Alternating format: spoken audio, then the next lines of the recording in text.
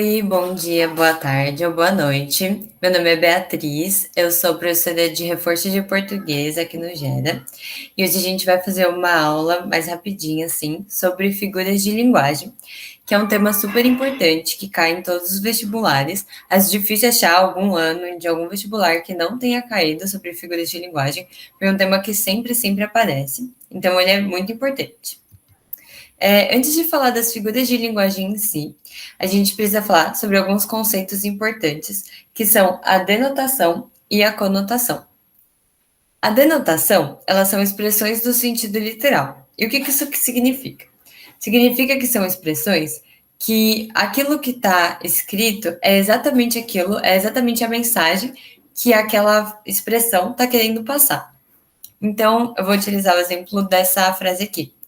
O pássaro saiu voando. Aqui, nessa frase, o pássaro saiu voando, o que a gente imagina que está acontecendo é exatamente o que a frase tá, o que está escrito aqui na frase. Então, a gente imagina um pássaro abrindo suas asas e saindo voando. Então, aquilo que está escrito é exatamente o sentido que a gente está atribuindo a essa frase. E isso não acontece no sentido conotativo, que é na conotação. A conotação, elas são aquelas expressões no sentido figurado, ou seja, aquelas expressões que não estão no sentido literal, elas estão no sentido figurado. Então, aquilo que está escrito na frase, aquilo que está escrito na mensagem, é diferente do sentido que ela está querendo passar. Então, quando a gente vê esse exemplo aqui, o carro saiu voando. Aqui não foi um carro que abriu suas asas e saiu voando, que nem é no exemplo anterior. Quando a gente fala, nossa, aquele carro saiu voando, significa que aquele carro estava andando muito rápido, estava acelerando muito. Então a gente pensa em um carro muito rápido. Só que não está escrito que o carro estava acelerando muito ou que o carro estava muito rápido. Aqui está escrito, o carro saiu voando. Então, o que está escrito não é exatamente a mensagem que ela está passando, porque tem um sentido figurado. Então, essa é a diferença entre denotação e a conotação. A gente vai usar esses conceitos para entender um pouquinho sobre o que é a figura de linguagem. Então, o que é uma figura de linguagem? A figura de linguagem ela é uma forma de expressão que a gente usa para distanciar da linguagem denotativa. Então, a gente usa a figura de linguagem para aproximar da linguagem conotativa.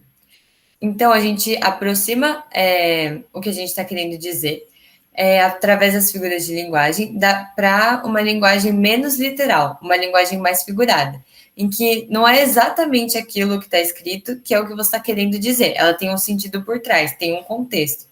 Então, sempre que a gente for identificar uma figura de linguagem, que a gente for ler, a gente vai precisar ter um contexto antes para conseguir entender do que aquilo está falando. Então, a gente vai utilizar, por exemplo, o carro saiu voando. Não está escrito exatamente, não está escrito exatamente aquilo que está querendo dizer. Então, está na linguagem conotativa. E para que essas figuras de linguagem servem? Essas figuras de linguagem servem para extrapolar o sentido original, que seria o sentido denotativo. Então, é quando você tenta desassociar o que está escrito para uma leitura tão literal, para uma coisa mais figurada. Então, você tenta distanciar do literal e aproximar do figurado, e também tornar essa frase, esse texto, de um jeito mais interpretativo. Então, você amplia o seu leque de sentidos. Você vai poder ter mais sentidos para uma mesma frase que pode estar significando diferentes coisas. Pode ter diferentes sentidos, né? Então, existem muitas figuras de linguagem, só que como essa é uma aula mais rapidinha, a gente vai falar sobre as mais cobradas, as figuras de linguagem que mais caem nos vestibulares, assim, porque existem tantas figuras de linguagem que tem algumas que nunca nem apareceram, assim. Então, a gente vai falar só das mais importantes. Então, dentre as figuras de linguagem mais importantes, a gente vai falar sobre a metáfora e também falar a diferença entre a metáfora e a comparação. A gente também vai falar um pouco sobre a metonímia. A gente vai falar sobre a elipse e a diferença da elipse e da zeugma. A gente vai falar da antítese e da diferença entre a antítese e o paradoxo. E a gente também vai falar da ironia e da personificação, que é a mesma coisa que prosopopeia. Então, vamos começar pela metáfora. A metáfora, ela é quando você realiza uma comparação sem utilizar expressões comparativas. E o que são essas expressões comparativas? Essas expressões comparativas são palavras como parece, tanto quanto, como. Então, como você está realizando uma comparação sem as expressões comparativas, a gente chama a metáfora de uma comparação implícita. Aí eu vou usar esse exemplo que está na terceira bolinha para explicar um pouquinho melhor. Está escrito: Capitu tinha os olhos de ressaca. Aqui ele está comparando os olhos de Capitu com a ressaca do mar. E quando a gente lê essa frase de novo, Capitu tinha os olhos de ressaca, a gente não encontra nenhuma expressão comparativa. Então ele está associando dois termos, os olhos de Capitu com a ressaca do mar, de uma forma mais implícita, de uma forma indireta. Então a gente chama isso de metáfora. Aí a comparação, ela é diferente da metáfora por quê? Porque nela você usa as expressões comparativas. Então, na comparação, você vai relacionar dois termos diferentes também, só que entre esses dois termos diferentes, você vai ter uma expressão comparativa. Então, nessa segunda bolinha, a gente pode ver o exemplo. Meu amor me ensinou a ser simples como um largo de igreja. Aqui ele está comparando a simplicidade com o largo de igreja. Então, a gente pode ver que entre o simples, né, da simplicidade, e entre esse simples e o largo de igreja, a gente encontra a expressão comparativa como. Então, quando você vê uma palavra, você enxerga assim uma comparação. Tá, identifiquei que aqui tem uma comparação. Você vai ver, será que tá uma comparação mais indireta? Ou será que tá bem direto? Aí, se tiver mais direto, é uma comparação. Se tiver de forma indireta, de forma implícita, é uma metáfora. Então, agora vamos para outra figura de linguagem, que é a metonímia. A metonímia também cai bastante, é bem importante. E a metonímia, ela é a substituição, quando você realiza essa substituição de um termo por outro, relacionados entre si. Então, você vai ter aqui dois termos relacionados e você vai usar um para substituir o outro. Essa substituição, ela pode acontecer de uma parte de algo, sabe, significando um todo, o autor pela obra, o singular pelo plural, o lugar pelo produto. Então, esses aqui são os tipos de metonímia mais importantes, mas existem outros. Mas quando você entende o que significa a metonímia em si, que é essa substituição, você consegue identificar ela de uma forma mais fácil. Então, aqui eu trouxe dois exemplos. Vamos começar pelo primeiro, que está na terceira bolinha. Vou ao barbeiro todo mês. Nessa frase, vou ao barbeiro todo mês, a gente imagina o quê? A gente imagina uma pessoa e se deslocando, indo até um lugar, todos os meses ela faz esse mesmo processo. Só que aqui, se a gente for olhar no sentido denotativo, que é na linguagem mais literal, você não vai exatamente ao barbeiro, você vai à barbearia.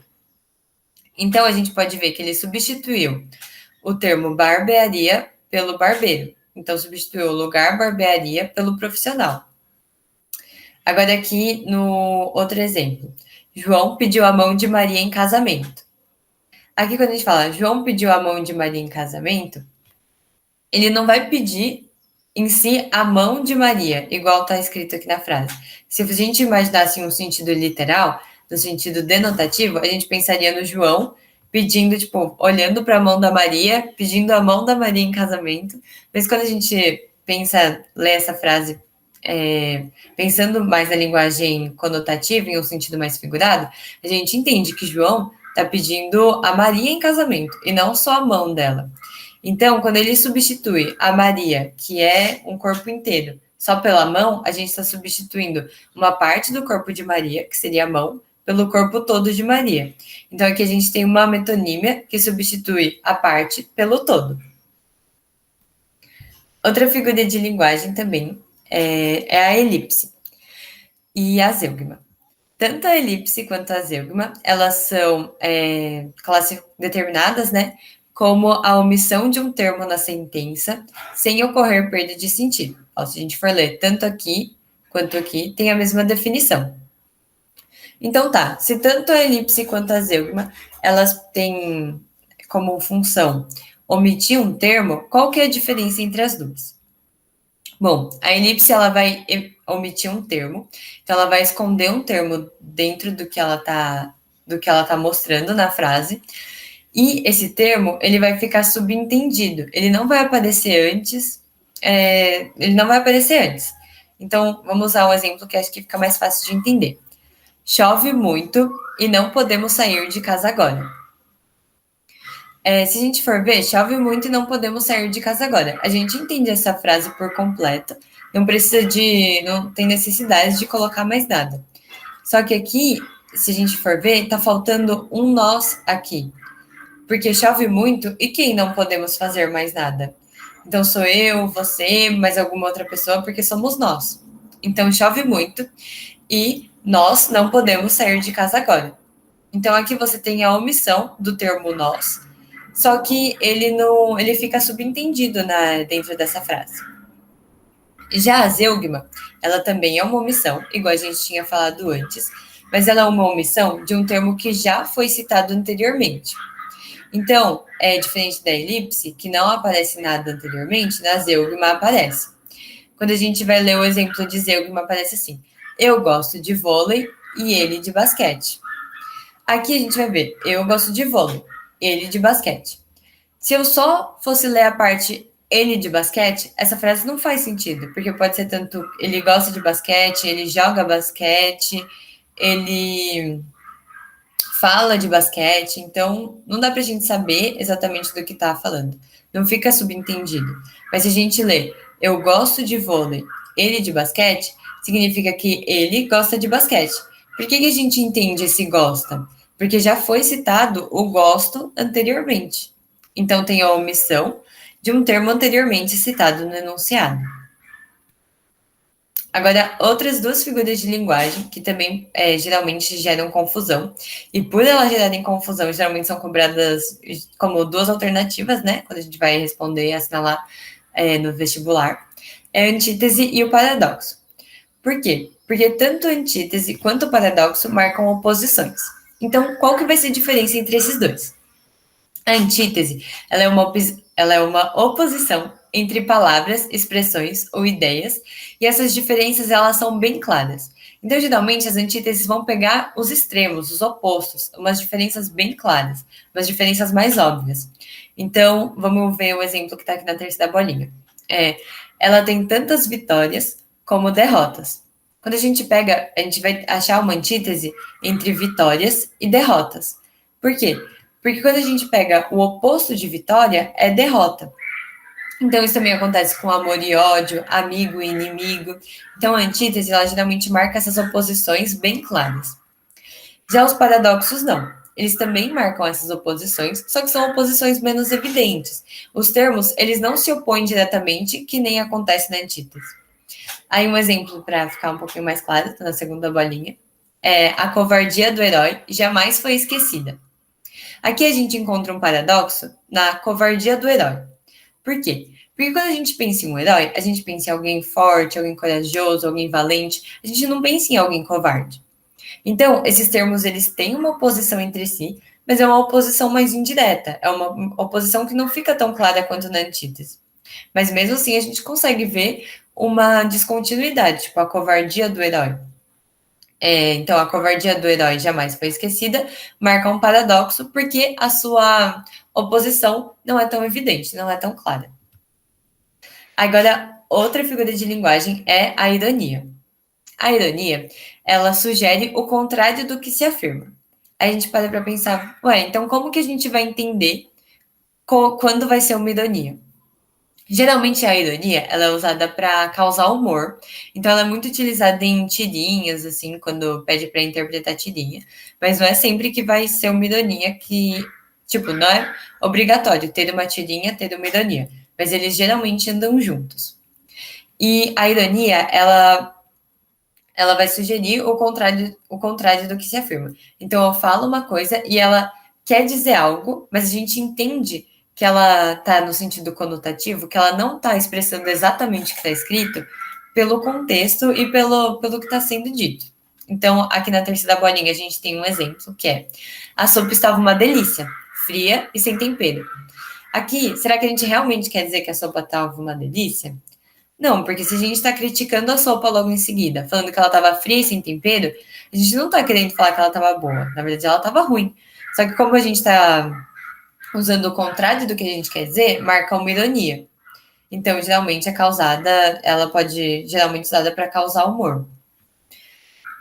Outra figura de linguagem é a prosopopeia ou personificação.